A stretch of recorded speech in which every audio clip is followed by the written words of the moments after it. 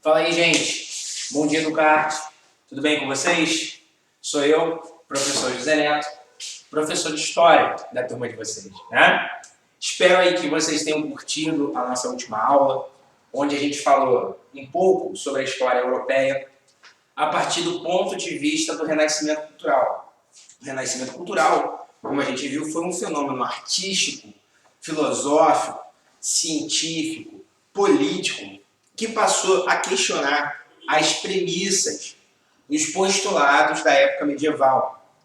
Então, a gente viu a contestação política, por exemplo, de Maquiavel, a gente viu a contestação científica de Galileu Galilei, a gente viu os aspectos, né, do antropocentrismo.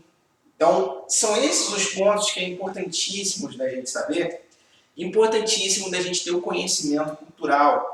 E a gente viu também, né, que obviamente caem questões no Enem sobre isso. Então é fundamental que a gente tenha essa cultura, essa noção, para que a gente possa fazer bem a prova. Repare que, por exemplo, o tema da nossa última aula, ele não estava estrito à história. A gente pegou filosofia, a gente pegou ciência, a gente pegou até arte. E você vê que tudo é uma coisa só, né? Tudo é um campo do conhecimento sobre o passado, que é importantíssimo para a gente saber hoje, 2020, como cidadão, e ao mesmo tempo saber para a prova do Enem. Ok? Beleza? Gente, hoje a nossa aula é importantíssima. A nossa aula de hoje fala de um aspecto importantíssimo da história mundial. Nós vamos ver alguns aspectos da história do continente africano. Não há dúvida que o Brasil é um país formado principalmente vinda com a cultura africana. Para vocês terem uma ideia, o Brasil hoje, em 2020, é o segundo maior país do mundo em quantidade de negros. E aí você se pergunta, quem é o primeiro? É a Nigéria, que fica na África, mas o segundo país em quantidade de negros no mundo é o Brasil, inclusive superior até mesmo a todos os países da África, exceto a Nigéria. E não há dúvida, como eu disse aqui para vocês, que se nós temos uma população negra infinita, enorme, gigantesca, nós temos ao mesmo tempo a influência da cultura africana a todo instante. Então, quando a gente fala sobre a história do continente africano, nós estamos falando da história nossa. Estamos falando da história do Brasil. Estamos falando do continente americano. Estamos falando da história dos Estados Unidos, da América. Enfim, o continente africano é um continente riquíssimo em termos de cultura, riquíssimos em termos de economia, muito vasto em termos de quantidade de gente, é um território gigantesco e é importantíssimo que você saiba a partir de alguns aspectos que eu vou pontuar aqui na aula de hoje para o objetivo do quê? Da prova do Enem. Então é importantíssimo que a gente saiba um pouco mais sobre a história da África para que a gente possa ter uma maior consciência do que somos enquanto brasileiros e ao mesmo tempo para que podemos ter o conhecimento para fazer a prova do Enem. Então a gente pensa, e muitas pessoas pensam no senso comum, que a história da África é uma coisa, um penduricalho, não é tão importante. Claro que não. A gente vê que no Enem sempre caem questões, ultimamente tem caído bastante. E é isso que a gente vai fazer daqui a pouco nos exercícios no final da aula.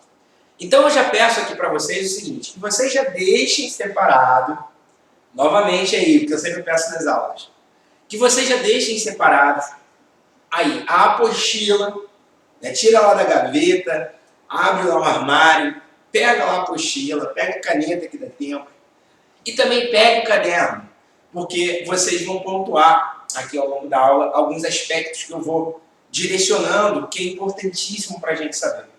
E vai lembrar que esse slide ficará aqui no final da aula, no Google Classroom, que eu vou postar para vocês ainda hoje, ok? Show de bola? Então não vai ter nervosismo, não vai ter pânico, o assunto é bem tranquilo, o assunto é bem gostoso. da gente saber mais sobre conhecimento vindos da África. Show de bola? Vamos lá? Galera, olha só. Quando a gente fala hoje em continente africano, as pessoas elas pensam dentro do imaginário, dentro da sua cabeça, imagens terríveis. Imagens como de fome, imagens como doenças, como ebola, né? Em certos países da África, o índice de contaminação de AIDS é enorme também. A pessoa pensa sempre a África ligado aos aspectos mais horrorosos e miseráveis que pode haver no planeta. Bem, o fato da pessoa, por exemplo, passar fome, como é a realidade que a gente vê em algumas fotos, em algumas imagens sobre a África, não é uma exclusividade do continente africano. Até mesmo porque aqui no Brasil tem gente que faz isso. Lá nos Estados Unidos tem gente que cata coisa no lixo para comer. Na Europa, um pouco menos, mas também tem. E aí, quando você vê, esses dias eu estava vendo até um comercial na TV, estava vendo a reportagem, canal de notícias, e agora eles estão direto, né, botando ONGs, justamente pedindo doação, e mostrando sempre imagens do quê? Sobre crianças pobres na África e que a ONG vai lá e ajuda essas crianças pobres. Né? Então, a gente vê, e aí está impregnado na nossa cultura, está impregnado nos filmes, está impregnado nas novelas, está impregnado até mesmo nas aulas de história, quando não são bem dadas, a imagem da miséria africana. Então, as pessoas imaginam sempre a África a partir desse ponto de vista. Pois bem, será que de fato sempre foi assim na história? Né? Observe que a miséria na África ela é enorme, sim, também, isso é um fato, é um dado que é importantíssimo da gente saber. E aí as pessoas elas imaginam que a África sempre foi esse continente de pessoas miseráveis, de um ambiente selvagem, cheio de doença e que não havia cultura. E a gente vai entender aqui na nossa aula de hoje que não foi assim, que não é assim, que a história da África é uma história riquíssima em diversidade cultural, em diversidade de estados. É interessante também que quando, também nas aulas de história, e aí na cultura, novamente nos filmes, nas novelas, em tudo que é cultura, das músicas, sempre quando é tratado o aspecto da cultura africana, quando é tratado o aspecto do continente africano na história, a gente associa só a um termo, que foi muito presente aqui no Brasil e que vai ser o tema da nossa próxima aula, que é sobre a escravidão. Então, você observa que o nome África, ela tem no seu léxico, né, na sua variedade de coisas que a gente imagina sobre a África, sempre coisas negativas, sempre coisas ligadas à pobreza, miséria, doença. Ou, no caso, sobre o passado da África, não a África do século XXI, mas sim a África, por exemplo, do século XV, XVI, XVII, XVIII. As pessoas sempre imaginam a África a partir de um ponto de vista sempre ligado à escravidão. Ora bolas, um continente gigantesco como esse, com com uma extrema diversidade de reinos, de cultura, com uma extrema variedade de civilizações. Será que vale a gente reduzir a história da África à escravidão do povo cativo que sofreu no navio negreiro, que chegou aqui e trabalhou a vida inteira como escravo? Será que a África se resume a isso? Ou melhor, até mesmo uma provocação que é importantíssima de você entender para as questões do Enem. Guardem isso, né? As pessoas que eram escravas, elas vinham da África vazias. Ou seja, às vezes, também nas aulas de história, isso aqui é uma crítica, né, que eu estou fazendo no geral, à história, ao ensino de história, é que quando a gente fala da escravidão, a gente fala de um aspecto muito assim, a pessoa veio da África, veio aqui, trabalhou e morreu. Ou a gente pega números sobre a escravidão, como por exemplo, de 5 milhões de pessoas ao longo de 4 séculos que saíram da África e vieram para o Brasil, a gente trata como estatística, a gente trata como número. Os relatos sobre a escravidão, sobre escravos em um determinado local, está ligado à herança que o senhor de escravos deixava para o seu filho. Se a gente absorve essas informações, se a gente absorve esse tipo de dados enquanto números, enquanto mercadoria de pessoas que iam e vinham trazidas no navio para serem comercializadas, a gente acaba se esquecendo de um detalhe riquíssimo, que é importantíssimo, que diz muito sobre a nossa história enquanto brasileiro. Que é você pensar, poxa, esse escravo que veio da África, o que ele exercia lá? Na África, ele tinha qual papel naquela sociedade? Qual era a profissão desse cara? Qual era a religião desse cara? Qual era a cultura daquele sujeito? Ou daquela mulher que veio acorrentado dentro de um navio? E ele se esquece de estudar isso que é o essencial. Ou seja, entender que as pessoas que vieram da África não são meros números de estatísticas ou papéis, que, como a gente chama de fonte histórica, que eram deixados de herança para o filho do senhor de escravos. Quando a gente assume esse papel de tratar a escravidão quantitativamente, ou seja, apenas de aspectos de números, e se esquece do aspecto qualitativo daquelas pessoas, a gente está dentro de uma estatística. A gente está usando um número seco, frio, que não reproduz o coração, o cérebro, a cultura, a fé de cada pessoa que passou aqui no Rio de Janeiro ou em Salvador para ser justamente escravizada e vendida aqui pelo Brasil afora. Então é nesse sentido que eu quero que vocês entendam. A nossa aula de hoje é uma aula em que a gente não vai falar sobre escravidão. A gente vai contar a história da África pela África. Nós não vamos falar aqui sobre a fome na África, nós não vamos falar aqui sobre a escravidão daquelas pessoas, nós não vamos falar sobre aspectos justamente ideológicos da África. Nós vamos entender um pouquinho do passado dos reinos africanos. Por quê? É importantíssimo que a gente entenda que na África, no seu continente africano, existiam dezenas e milhares, centenas de reinos, em que cada pessoa que estava naquele reino exercia uma função da mesma forma como no Brasil hoje, cada um tem sua profissão, ou da mesma forma que no século XVI, XVII, em Portugal, cada um tinha sua função na sociedade, um trabalhava, outro mandava, outro era estudante, outro era professor.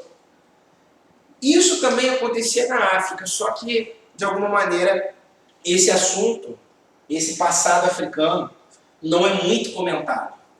Isso aqui já é um outro tema, entendeu? Por que os assuntos da África não são comentados? Mas é importantíssimo que a gente saiba disso. Que cada pessoa que desembarcou aqui no Brasil, cada pessoa que chegou aqui no Brasil na condição de escravizado, ele não era um escravo. Ele não era uma pessoa que nasceu como escravo. Aquela pessoa que veio da África, ela não veio vazio, sem sentido nenhum, sem nenhuma cultura, sem religião, sem conhecimento sobre nada. Então é esse sentido que a gente tem que entender da importância da história da África. E observe bem, a gente vai falar aqui ao longo da aula toda sobre os reinos africanos e a gente não vai falar em nenhum momento sobre escravidão. Porque é muito clichê a gente falar sobre África e escravidão. Isso aí a gente vai ver um pouquinho melhor, que é importante, claro, saber na próxima aula, mas o que a gente vai entender hoje são as estruturas dos reinos, o debate que há sobre o passado africano, a ideia que nós temos sobre a história da África. Ou seja, a gente vai ver aqui mais ou menos o conceito, que é importantíssimo da gente saber, de civilização. E isso é muito bacana, por quê?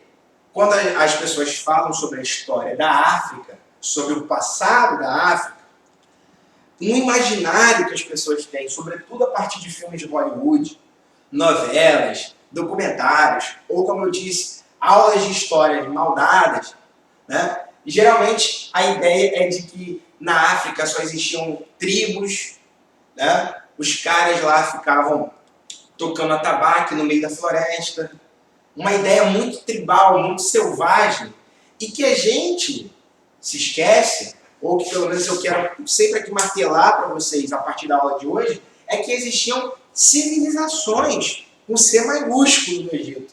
Né? Reinos como os de Daomé, reinos como os de Achante, reino de Mali, reino do Congo, reino de Oia, enfim, vários reinos da história africana tinham divisão de trabalho, tinham intelectuais, tinham livros, tinham professores, tinham químicos, tinham pessoas que eram seres humanos como qualquer outro e que viviam numa sociedade. Então essa ideia da África enquanto lá um local tribal que não tem civilização, opa, peraí. Né? Então a gente vai ver um conceito aqui de civilização. Vamos entender a história da África tendo em vista o filtro do que nos é passado sobre o olhar europeu. Ou seja, o olhar eurocêntrico, que nada mais é do que a ideia etnocêntrica, que é aquele conceito da sociologia que a gente já viu. Ou seja, a África tem história. E a partir disso, a gente vai ver a história, alguns comentários sobre 3 reinos africanos, que é para a gente ter um apanhado. Até porque se eu fosse contar toda a história de todos os reinos, meu Deus do céu, seria um ano inteiro só contando sobre isso. Né? Então eu separei aqui 3 para a gente fixar bem para a nossa aula. Bem, eu trouxe aqui essa imagem aqui, que eu acho que eu trouxe aqui como provocativo para vocês. Quando a gente fala em civilização, quando a gente fala em reinos, quais são as coisas que a gente tem e vem à nossa cabeça quando a gente imagina? Se existe um reino, existe um chefe. E esse chefe é quem? O rei. Aqui, ó, Luís XIV, aquele famoso rei do antigo regime francês. Né? Quando a gente fala em reino, e a gente imagina que esse rei é alguém imponente, rico, poderoso, né, que impõe a sua visão sobre os outros a partir da sua opulência, da sua ostentação de riqueza. E ele mora onde? Num castelo. Quando a gente fala em reinos, nós estamos falando de cidades, como essa aqui, por exemplo, na época medieval, né, os reinos da Europa e os feudos, as cidades europeias, a partir do renascimento comercial, que a gente viu no meio da Idade Medieval. Quando a gente fala em reino, nós estamos falando de pessoas que trabalham para o rei, pessoas que são estudadas, que fazem parte da burocracia. Então observa que a gente, quando fala em reino, nós temos essa visão, e que é uma visão correta. Quando a gente fala na palavra reino, a gente imagina logo as palavras rei, a gente imagina a palavra professor, castelo, cidades, ou seja, uma ideia de civilização. Mas eu trouxe aqui umas imagens para vocês que eu trago um outro ponto de vista. O ponto de vista que talvez muitas pessoas não param para pensar, e um ponto de vista que a gente tem, que a gente vai entender aqui melhor o conceito de eurocêntrico. Quando a gente fala em rei, a primeira coisa que aparece na cabeça é um rei branco, sentado no trono, vestido de roupas como a de Luís XIV.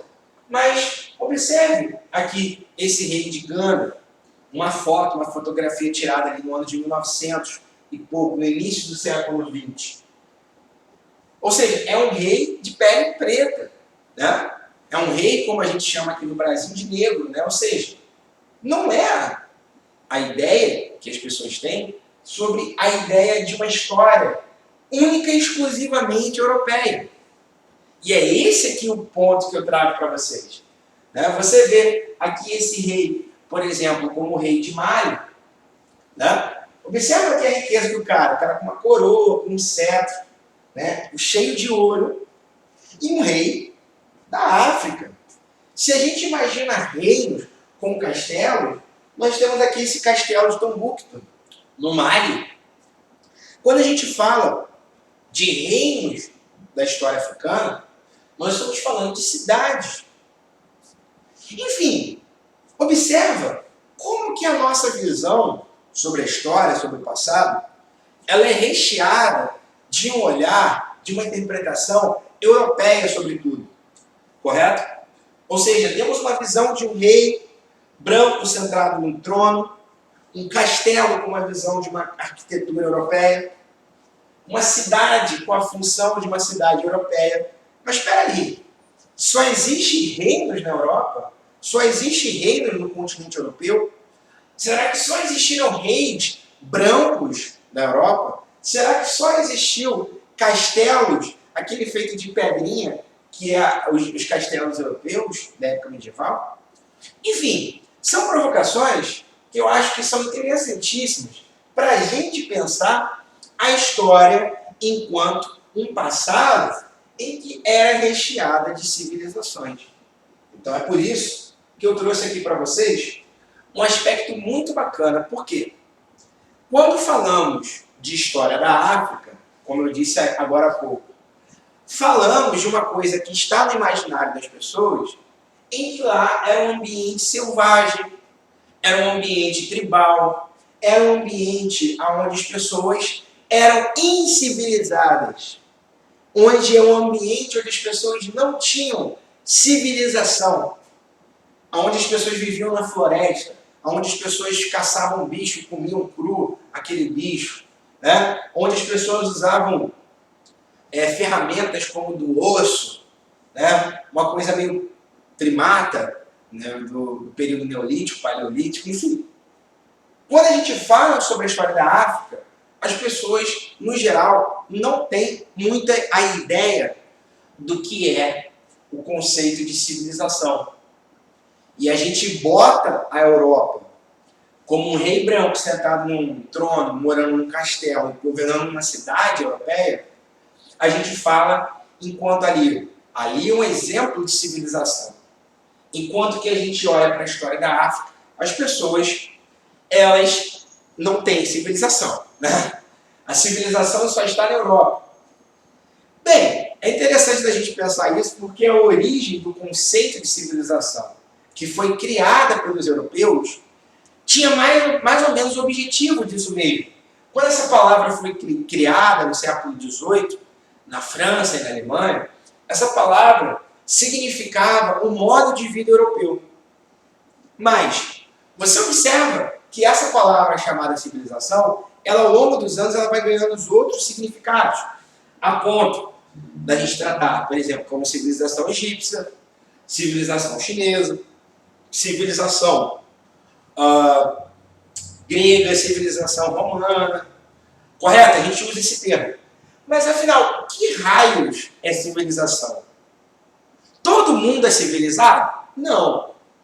Civilização é um termo usado por historiadores e arqueólogos para separar determinados grupos humanos. Então não é pelo fato das pessoas morarem e terem um ambiente social que aquilo ali torna-se uma civilização. Civilização, ela é usada para um conceito específico de agrupamento humano. Por exemplo, quando a gente pega as tribos indígenas pré-Pedro Álvares Cabral, pré-Colombo, né, antes da descoberta da América pelos europeus, os índios eles viviam em estruturas sociais como os tribais. E essas estruturas sociais, segundo os historiadores, não são consideradas civilização. Por que não são civilizações? Porque o conceito, isso aqui para mim é o melhor conceito do historiador, e é usado também pela arqueologia. Né? O professor brasileiro, Jaime Pinto, professor da USP, ele tem um conceito que é importantíssimo para a gente saber de civilização. O que é civilização? É quando você olha para um determinado povo, seja no presente ou seja no passado, e você identifica naquele povoado, naquele grupo, uma ideia política, uma política formal, clara, que todo mundo saiba ali quem é o governante e quem é o governado, quem é o chefe e quem obedece, quem manda e quem obedece. Ou seja, é um conjunto. Civilização é quando você identifica um povo, quando ela tem uma política, ela tem uma burocracia, ou seja, o que é a burocracia? São assistentes do rei. Seria o que a gente chama hoje de funcionário público, vamos dizer assim. Pessoas que trabalham para o rei. Ao mesmo tempo, são religiões estruturadas com o poder. Ou seja, os indígenas tinham espiritualidade. Eles tinham a religião que era a chamada religião xamanista. Né? Ou seja, era uma religião individual, onde eles cultuavam a natureza. Não tinham sacerdote, não tinham padre, não tinha alguém que tinha algum poder político religioso. Mas o conceito de civilização significa que, além do conceito de política, burocracia, a religião ela tem um aspecto do Estado, da política. Ok? Ou seja, é uma religião que está imbricada com a figura de civilizações antigas, como a do rei, por exemplo. E, ao mesmo tempo, o conjunto de cidades. Então, quando a gente olha essa régua, esse método chamado civilização, para olhar para um grupo humano, e a gente pode conceituar como civilizado ou não civilizado, ser civilizado significa isso. Ter uma política vigente, ter uma burocracia, uma religião estruturada, com hierarquia, e cidades. Então isso é a definição de civilização. Ora, essas características que a gente pode classificar como civilização, algum determinado grupamento humano, a África, ó, tinha um monte. Vários e vários reinos. Então isso que é interessante da gente saber sobre a história africana. Então quando alguém falar, né, na história não existia civilização, opa, peraí. Tá? Se você tinha reis na Europa com trono, com castelo, com cetro, né, olha como também existia na África. Né? Reis sentados no trono, com castelo, governando cidades, tendo a religião como um dos seus apoios para o exercício do poder. A única diferença é que a pele do cara é preta. Né? Agora, não é isso que torna alguém civilizado ou não civilizado. Então é essa provocação que eu trago aqui para vocês na aula de história de hoje, que é para a gente pensar que, quando nós falamos sobre a África, nós estamos falando quase que 90% a partir de um ponto de vista do olhar europeu sobre a África. Então, como eu disse aqui para vocês, a ideia de uma África miserável, a ideia de uma África selvagem, uma ideia de uma África cheia de doença, onde tem gente morrendo de sede. Como eu disse aqui para vocês, né, nos comerciais das ONGs, né? Trabalho humanitário das ONGs que pedem dinheiro na TV é sempre voltado mostrando o quê? Imagem de crianças africanas, magricelas, passando sede, passando fome. Mas até que ponto isso não é uma visão também um pouco distorcida? Né? Até que ponto a gente pode definir a África a partir desse ponto de vista da miséria? Ou então, quando chega sobre o passado, como eu disse, só interessa a história da escravidão. Porque foram eles que vieram para cá, para o Brasil, que trabalharam e deram riqueza para os brancos que trabalhavam aqui no Brasil. Ou seja, a ideia que nós temos sobre a África, a ideia que nós temos sobre a cultura africana, sobre o passado africano, temos um filtro. E esse filtro se chama a Europa. Então é por isso que eu coloquei aqui para vocês o olhar eurocêntrico. O que é o olhar eurocêntrico? É você ver que, por exemplo, a civilização só existe na Europa. A educação só existe na Europa. Né? A beleza do rosto ou do corpo de uma pessoa ou do cabelo só pode ser a partir do modelo europeu. Né? A arte, os quadros, a música, a única beleza que há na música é uma música europeia. Então, ou seja, Isso é um olhar eurocêntrico.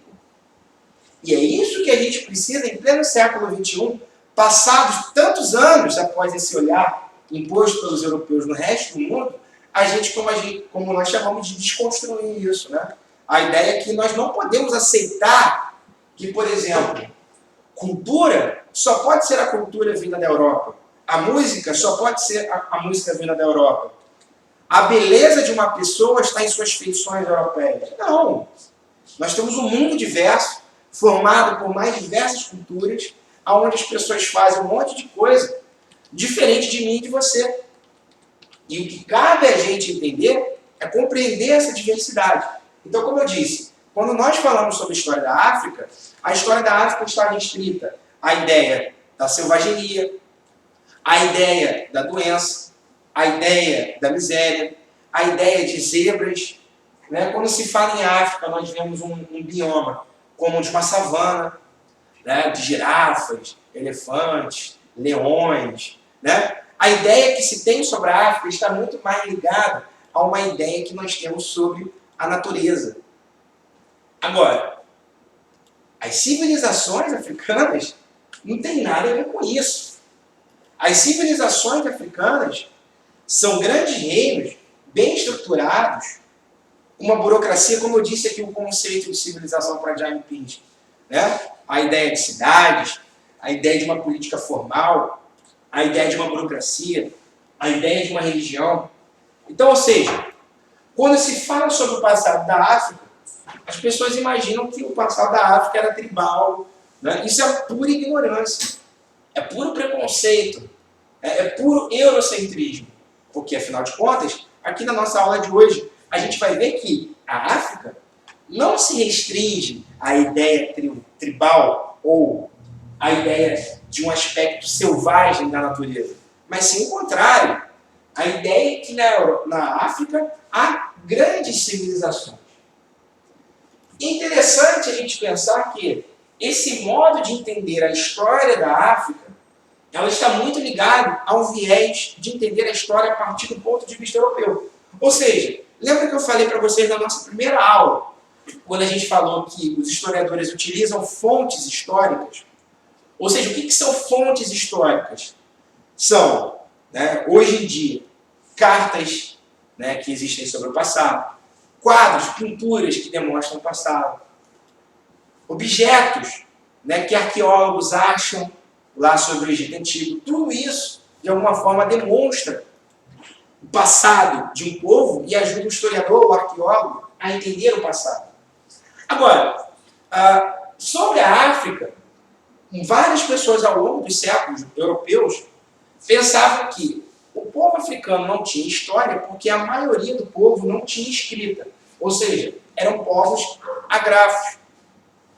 Esses povos, né, que não têm a língua escrita, você parar para pensar, opa, será porque alguém, né, não tem o conhecimento da escrita significa que aquele povo não tem cultura?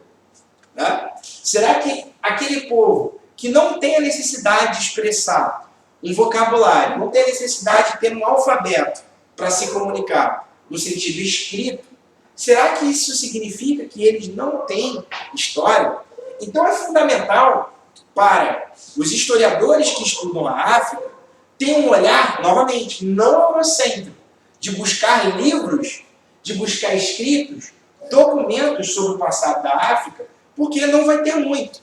Então existe essa dificuldade do historiador de entender a história da África a partir de outros tipos de fontes históricas, que não são cartas, que não são livros feitos na época, que não são inscrições feitas em paredes, a partir de um alfabeto, mas sim a partir, por exemplo, da história oral, a história repassada de povo a povo, de geração em geração, ao longo dos anos e dos séculos, naquelas culturas. Né? É importantíssimo o trabalho da arqueologia, é um trabalho do historiador e do arqueólogo, que escava certas regiões para achar objetos do passado. Então, para a gente entender a história da África, é fundamental a gente entender esses aspectos. E é por isso que eu fiz aqui essa provocação aqui para vocês no final do slide. Né? Ou seja, essas pessoas que vieram da África para trabalhar como escravos aqui na América, aqui no Brasil, elas eram pessoas sem história. Então, novamente, aquele ponto que eu disse aqui para vocês. Quando a gente trata a história da escravidão, que é o que a gente vai ver um pouco melhor na nossa última aula. Quando a gente trata da história da escravidão, as pessoas falam, os escravos, vieram 5 milhões de pessoas. O cara deixou de herança um escravo para o seu filho. Quando a gente entra nessa lógica escravocrata, a gente trata as pessoas, os seres humanos que vieram da África, como números, como estatísticas. E o ponto é, essas pessoas que vieram do continente africano, essas pessoas que vieram de reinos da África, tinham cultura, tinham conhecimento, tinham uma religião. Então, por exemplo, é fundamental a gente entender a história do Brasil sobre essa herança direta da cultura africana, sobre vários pontos de vista, sobre vários exemplos da história brasileira. Então, quando a gente fala, por exemplo, em Zumbi dos Palmares, nós estamos falando de um sujeito que montou um reino africano em Pernambuco, com escravos fugidos de fazendas. E aquele modo de cultura, né, do Zumbi dos Palmares era muito próximo, ligado à estrutura dos reinos africanos. Quando a gente fala, por exemplo, sobre revolta dos malês na Bahia, nós estamos falando de uma revolta de escravos muçulmanos que queriam montar um califado na Bahia. Tá? Ou seja, olha como é forte a herança e a importância cultural direta da África sobre a mentalidade daquelas pessoas que a gente simplesmente rotula como escravos. Ou seja, essas pessoas elas vinham com conhecimento, muitas delas vinham com escrita, conhecimento do árabe, muitas dessas pessoas vinham com a sua própria fé, com a sua cultura, e que vieram aqui como escravos, sim, para trabalhar para sempre, mas essas pessoas tinham coração, tinham família, tinham cérebro, tinham pensamentos, e que esses pensamentos estavam muito arraigados dentro da mentalidade da cultura africana. Então, o que a gente vai ver a partir de agora vai ser algumas características sobre os reinos africanos. Então, aqui, nesse mapa que eu coloquei aqui para vocês, nós temos um panorama geral, né, de algumas dezenas aqui de reinos africanos, né, como o Reino Congo, o Reino Munda, Yorubá, Axante, Mali, Gana, Kush, Axum, Etiópia. Ou seja, um panorama geral que a gente tem sobre alguns reinos africanos. É interessante a gente saber que esses reinos africanos, eles tinham uma estrutura de poder muito semelhante, que é uma estrutura de poder que vai passar aqui para o Brasil, sobretudo, por exemplo, no grande exemplo de Zumbi dos Palmares, né, que ele vai reproduzir essa mentalidade de reinos. Como que se dá essa estrutura de reinos?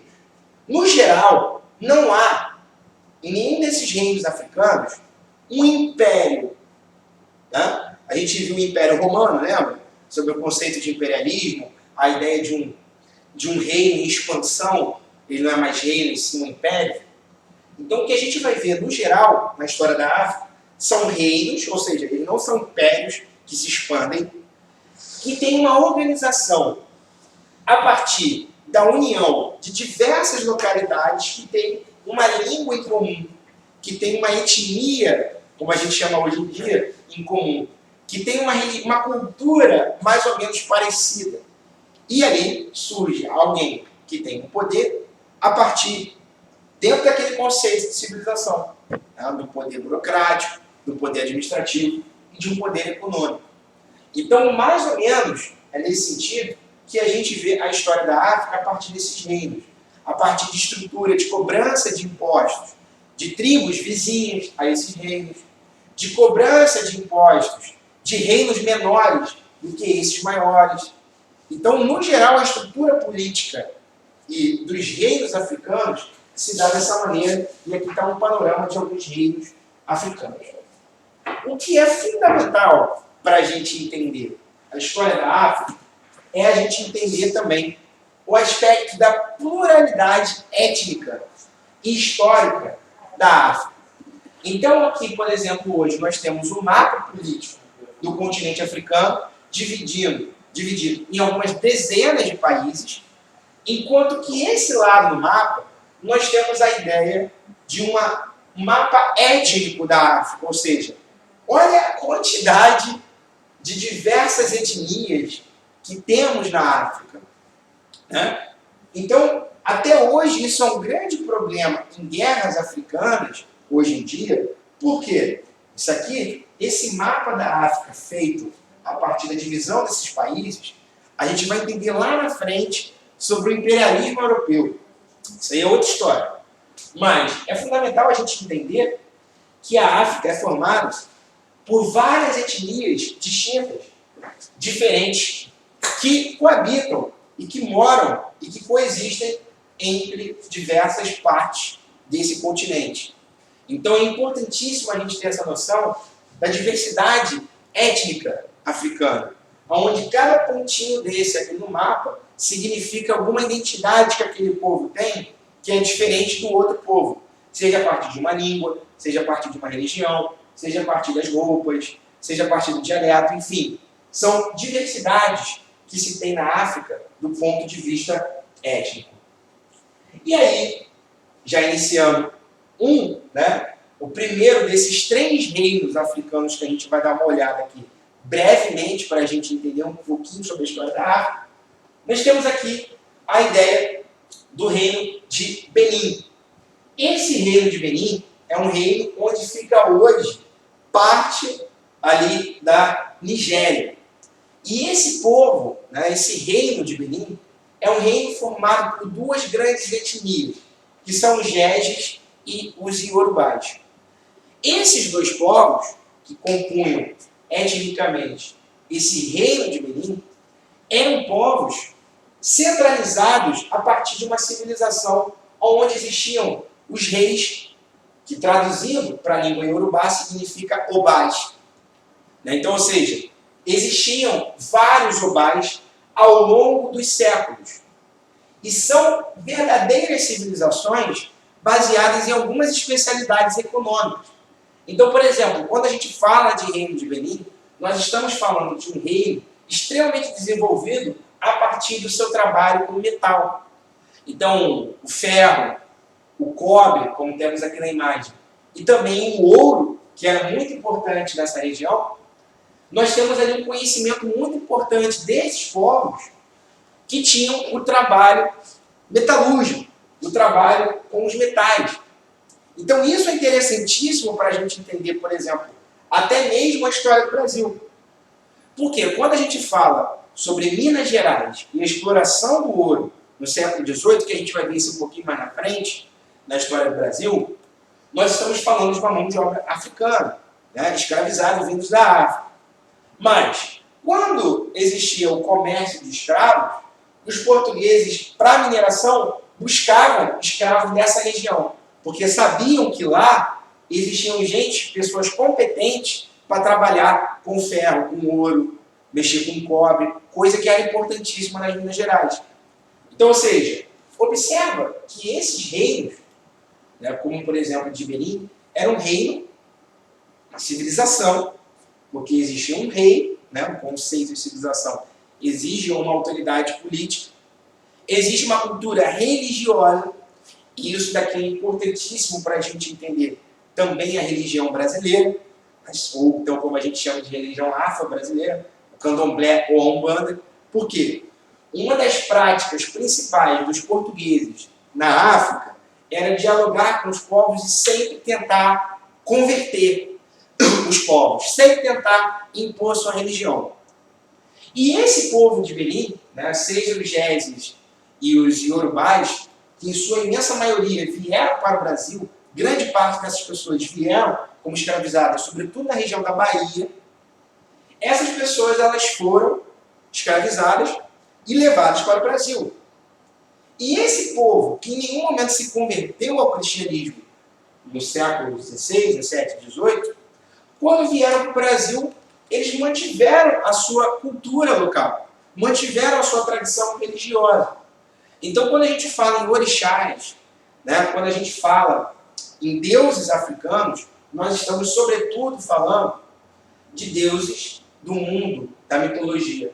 Jeje e Yorubá, que vem desse povo aqui da Nigéria, que foi também escravizado pelos portugueses. Então você observa que essas pessoas que saíam da África e vinham como escravos para a América, para o Brasil, elas não vinham vazias, vinham de uma tribo deserta, onde não tinha nada, onde eles comiam carne crua. Não. Eles vinham de uma civilização, onde eles tinham cultura, onde eles tinham conhecimento técnico, como da metalurgia, onde tinham conhecimento da agricultura e também tinha a sua própria religião. E que se hoje nós temos o candomblé e a umbanda no Brasil, é porque nós temos um passado entre jejes e yorubás na região de Benin. Então, ou seja, é uma história importantíssima para a gente entender a lógica da própria cultura desse povo. E aqui nós temos um exemplo, através de imagens. Aqui nós temos a imagem de um obá pintada por um português. E se você observar aqui, isso que é interessante, que você vê que parece até um pouco de uma bateria de carnaval, de um bloco de carnaval. Porque você observa os instrumentos dos caras, o tambor, o triângulo, o trompete, pratos. E aqui você observa que parece até um carnaval brasileiro. E aí você vê a herança direta que nós temos sobre a ideia africana, a influência cultural africana no Brasil. E aqui do outro lado você tem aqui uma peça artística do reino de Benin, onde tem uma mulher esculpida em bronze.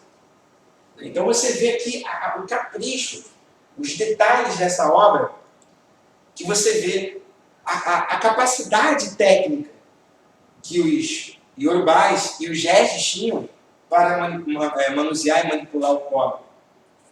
E aqui você vê uma foto, uma pintura de um obá, de um rei de Benin, ali sendo festejado pelos seus súditos.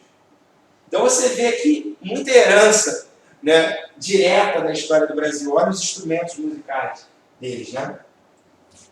Um outro povo que também é importante para a gente entender, e que também é um povo que tem um papel fundamental na história brasileira, é o povo banto, da região do Congo. Então, o Congo foi um reino, de fato, um reino com R maiúsculo, onde havia um rei, que na linguagem banto significa, quer dizer, que se chama Manicongo, e para os reis portugueses significava rei do Congo. Eram povos, um verdadeiro império, próximo a Angola, como eu vou mostrar aqui no mapa a seguir, no próximo slide, em que esse reino do Congo, o que a gente vai ver é uma aproximação bem intensa entre o rei do Congo e o rei de Portugal. Então isso que é interessante da gente pensar também. As pessoas elas imaginam que sobre a história da África e o ponto de vista europeu era como se fosse assim, uma pessoa, como se fosse um Rambo vindo da Europa, chegou na África e saiu matando todo mundo, e saiu mandando em todo mundo, e todo mundo obedeceu. Calma aí, Esses reinos africanos, essas civilizações, tinham tratamentos e negociações diplomáticas, negociações com o reino de Portugal, por exemplo. E aqui nós temos a ideia, o exemplo desse rei, Nzinga Mivemba, que ele se converteu ao cristianismo e se tornou Afonso I. Então você vê que o reino do Congo foi um reino que teve ligações muito próximas com os portugueses em termos de relações religiosas e diplomáticas. Professor, foram os portugueses que chegaram lá e impuseram isso para ele. Não, gente. Isso daí é uma ideia muito equivocada que se tem sobre o passado da África, que dá a entender, como se fosse na história do Brasil com os índios, que os portugueses chegaram aqui e obrigaram todo mundo a ser aquilo. Não. Havia interesses próprios do reino de Congo para ter alianças com os portugueses. Os portugueses ofereciam produtos para eles e eles ofereciam produtos. Era um comércio. Era uma lógica como qualquer outro reino. Então, aqui nós temos a imagem, por exemplo, desse rei Afonso I, Unizinga, né, onde tem aqui uma imagem portuguesa, onde ele está lá no seu trono, numa boa, e aqui, ó, os portugueses se ajoelhando para ele. É tipo um cumprimento, uma reverência diplomática ao rei. Então você observa aqui que esse cara é um cara poderoso e que os portugueses, quando iam para o Congo, tinham total respeito.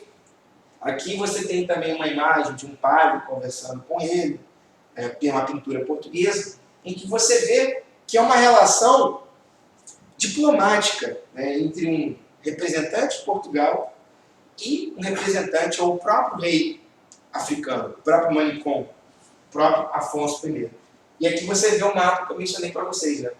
Um mapa do Reino do Congo pega hoje parte do país da Angola e pega parte do país hoje chamado Congo. E aqui, para finalizar, eu trouxe aqui um exemplo de um outro povo que foi o reino de Daomé. Então você observa que esse reino de Daomé, como eu coloquei aqui no slide, é um reino que ele dura aproximadamente 3 séculos. Ele foi formado no século XVII e durou até o século XIX. Então você observa que tem uma dinastia de vários reis. Não é uma coisa que começou ali e terminou logo em seguida, não. Era um reino que existia na África, chamado de Daomé, onde hoje fica a região de Benin, em que havia, de fato, uma boa estrutura. Havia um reino centralizado, havia uma civilização. E esse reino de Daomé é um reino, um dos mais bem documentados da história do Brasil. Por quê? O reino de Daomé teve muita correspondência e negociações diplomáticas com Portugal. Então, hoje no Brasil, nós temos várias fontes que se referem a esse povo de Daomé. E aqui, por exemplo, para vocês terem uma ideia, eu trouxe aqui 2 fontes históricas sobre Daomé. Eu trouxe aqui uma carta do rei Andandozan, que era justamente o rei de Daomé, e aqui ele está mandando uma carta para o Dom João VI, o rei de Portugal, né, que sai fugido da França e vem aqui para o Brasil, monta seu império aqui no Brasil. E o rei de Daomé diz assim a carta. Logo, isso o rei de Daomé, né, ele mandando uma carta para o rei amigo dele, que é o Dom João VI. Ele diz, logo começaram a chegar notícias de que Vossa Alteza e a família real tinham sido prisioneiros dos franceses e que tinham tomado Lisboa, e juntamente o rei da Espanha. Passado decurso de tempo, veio outro navio que trouxe notícias de Vossa Alteza, de nossa soberana rainha de Portugal, se tinha retirado de um bate de armada inglesa e portuguesa a cidade da Bahia. Então, essa carta daqui é uma carta escrita pelo rei de Daomé, enviada para o rei Dom João VI. E aí você observa, olha a visão, o conhecimento que esse rei tinha sobre o que estava acontecendo na Europa. Olha o conhecimento que ele tinha sobre a história de que o rei de Portugal tinha fugido com medo de Napoleão e tinha vindo à Bahia. Tinha vindo ao Brasil. Então, ou seja, você observa que esses reinos africanos, eu não estou falando assim, um reino onde tinha um rei de mentirinha. Não. É um rei de verdade, em que ele tem conhecimento sobre o que está havendo na Europa, o que está havendo na América, o que está acontecendo no Brasil. Existiam relações diplomáticas, né? E ao ponto de que esse rei, Adandozan, ele deu esse trono, que é chamado de Zig, né, na cultura de Daomé, para o rei Dom João VI de presente. Só que, infelizmente, no incêndio que teve no Museu Nacional, esse trono foi consumido pelo fogo. Então hoje só temos a foto. Então o acervo que se tinha do Museu Nacional era um acervo que muitos objetos vinham da África e vinham a partir de presentes que reinos e reis africanos davam aos portugueses ou aos brasileiros. E aí vai uma curiosidade que é muito bacana, porque muitas vezes a gente fala que o primeiro país a reconhecer a independência do Brasil em 1822 foi Estados Unidos, né? Que foi o primeiro, por conta da doutrina Monroe, a gente vai ver isso depois. Mas, oficialmente, o primeiro país a mandar um diplomata para o Brasil foi o Reino de Daomé. Então isso é interessante da gente pensar, que você olha como era estruturada, as civilizações africanas. Quando eu falo um rei africano, eu não estou falando de um cara que bota a coroa e está numa festa de carnaval, não. Eu estou falando de um cara que tem poder, que tem noção diplomática, que tem uma cultura e que ele faz alianças e estratégias de acordo com o seu interesse. Então é nesse sentido que espero que a aula de hoje tenha sido produtiva para a gente pensar um pouco de um outro lado da história africana.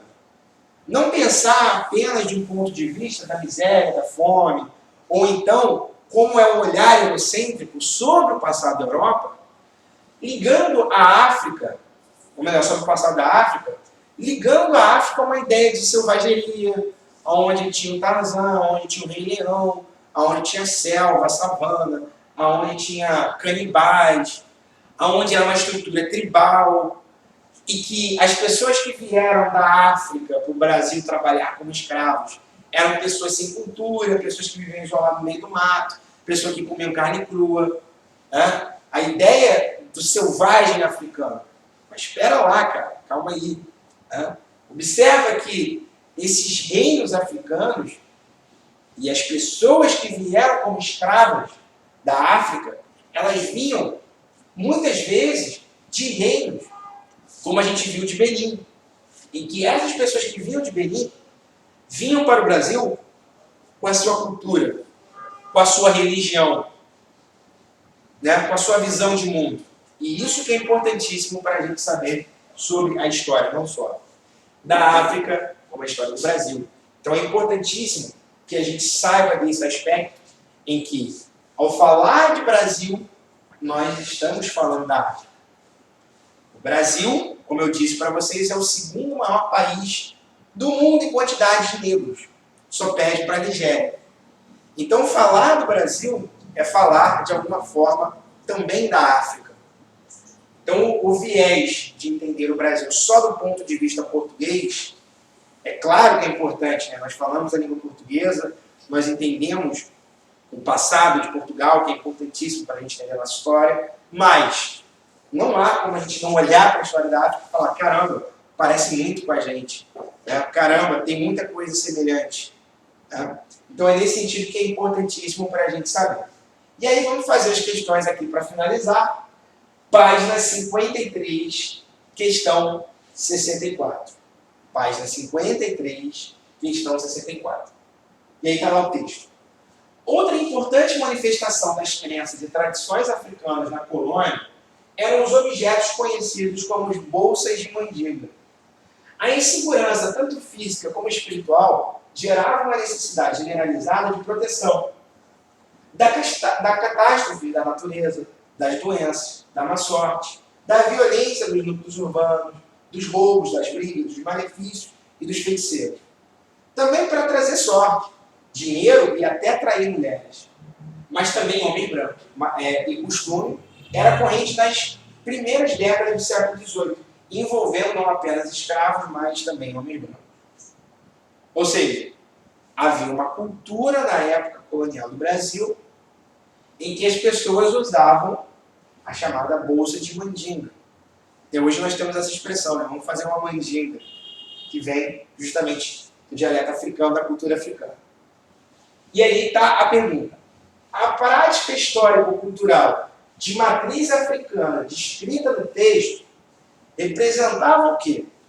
O que representava para a pessoa que usava a bolsa de mandinga no Brasil colonial? Representava a expressão do valor das festividades da população pobre. B, a ferramenta para submeter os cativos ao trabalho forçado. C, a estratégia de subversão do poder da monarquia portuguesa. D, elemento de conversão dos escravos ao catolicismo. E, instrumento para minimizar o sentimento de desamparo social. Qual é a única alternativa que a gente pode tratar como certa, como sendo associada ao uso da bolsa de mandinga? Letra E. Instrumento para minimizar o sentimento de desamparo social. Por que é importante? Porque olha como diz o texto, que essa bolsa de mandinga, ela não era utilizada não só apenas por negros vindos da África, era utilizado também por homens brancos. Então você observa que essa cultura africana, ela foi se disseminando de uma forma no Brasil em que não era só uma questão de cor de pele, era uma questão de que qualquer pessoa que tivesse algum desamparo social, azar, fosse assaltado, né, quisesse atrair algum companheiro, uma companheira, usava essa bolsa de mandinga para dar sorte. Ou seja, para minimizar o sentimento de desamparo social, que afetava não só a população negra, mas também branca. Página 60. Página 60, questão 80. Olha que texto bacana do Miyakoto. Ele diz o seguinte: em algumas línguas de Moçambique não existe a palavra pobre. O indivíduo é pobre quando não tem parente. A pobreza é a solidão. A ruptura das relações familiares, que na sociedade rural servem de apoio à sobrevivência. Os consultores internacionais, especialistas em elaborar relatórios sobre a miséria, talvez não tenham em conta o impacto dramático das destruições dos laços familiares e das relações de interajuda. Nações inteiras estão tornando-se órfãos e a mendicidade parece ser a única via de uma agonizante sobrevivência. Ou seja, ele está tratando sobre uma questão de Moçambique, na África, e ele está falando sobre o conceito de pobre. O que é a pobreza em Moçambique? É passar fome? Vamos lá. A pergunta: em uma leitura que extrapola a esfera econômica, o autor associa o acirramento da pobreza ao quê? O que é a pobreza para o moçambiqueno? Para o moçambicano? O que é a miséria para aquele povo? Letra A, afirmação das origens ancestrais. B, a fragilização das redes de sociabilidade. C, a padronização das políticas educacionais. D, a fragmentação das propriedades agrícolas. E, a globalização das tecnologias de comunicação. Qual é a alternativa? Letra B, de bola. Ou seja, o indivíduo ele é pobre à medida que ele é um sujeito isolado da vida social. Ou seja, a solidão é a pobreza em Moçambique. Enquanto eles têm amigos, família, mulheres ou maridos, eles não são pobres. Que é esse o sentido da pobreza para os moçambicanos. Página 120, questão 46. No Império Africano do Mali, no século XIV, Tumbuktu foi o centro de um comércio internacional onde tudo era negociado. Sal, escravos, marfim, etc. Havia também um grande comércio de livros, história, medicina, astronomia e matemática, além de grande concentração de estudantes. A importância cultural de Tumbuktu pode ser percebida por meio de um velho provérbio: o sal vem do norte, o ouro vem do sul, mas as palavras de Deus e os tesouros da sabedoria vêm de Tumbuktu. Ou seja, o texto estava contando um pouquinho da história da importância dessa cidade na África de Tumbuktu. E aí a pergunta: uma explicação para o dinamismo dessa cidade e sua importância histórica no período mencionado era o quê? Qual é a explicação, pelo texto, que a gente pode ter da importância histórica dessa cidade de Tumbuktu, que explica o dinamismo dela? Letra A, o isolamento geográfico do Saara Ocidental. B, a exploração intensiva de recursos naturais. C, a posição relativa nas redes de circulação. D, o tráfico transatlântico de mão de obra servil. Letra E, a competição econômica dos reinos da região. O que a gente pode delimitar aqui a partir do texto como sendo uma premissa verdadeira para a gente entender a importância do dinamismo e da história da cidade de Tumbuktu? O que Tumbuktu tinha que as outras cidades africanas não tinham, de acordo com o texto? A, B, C, D ou F. Letra C. Posição relativa das redes de circulações. Ou seja, Tumbuktu é uma cidade com um local estratégico na região do Mali, na África. Ok? Então é uma região extremamente estratégica que propiciava esse intenso fluxo de comércio, de sabedoria, de conhecimento, de livros, que formava Tumbuktu. Questão, página 362, questão 4. Vamos lá. Página 362, questão 4. A África também já serviu como ponto de partida para comédias bem vulgares, mas de muito sucesso, como Um Príncipe em Nova York e Ace Ventura, Um Maluco na África. Em ambos, a África parece um local cheio de tribos doidas e rituais de desenho animado. A animação Rei Leão da Disney, mais bem sucedida no filme americano ambientado na África, não chegava a contar com um elenco de seres humanos. Ou seja, esse texto está mostrando o quê? A visão, né, eurocêntrica. Aí a pergunta: a produção cinematográfica referida no texto contribui para a constituição de uma memória sobre a África e seus habitantes. Essa memória enfatiza e negligencia, respectivamente, os seguintes aspectos do continente africano. Ou seja, essa memória enfatiza, primeiro, e negligencia o quê sobre a história do continente africano?